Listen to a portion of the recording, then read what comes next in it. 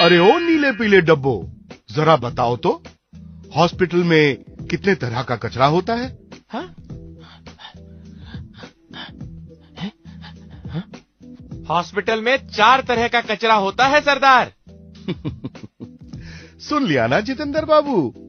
हाँ, ये तो मुझे पता है, पर प्रॉब्लम ये है कि किस बिन में क्या डिस्पोज करना है, ये कैसे याद रहे? जिम्मेदार डब्बों, समस्या क्या है सुन लिया ना तुम लोगों ने? हाँ सरदार। हाँ सरदार नहीं, तरीका अपनाओ असरदार। अरे तो अब शुरू हो जाओ।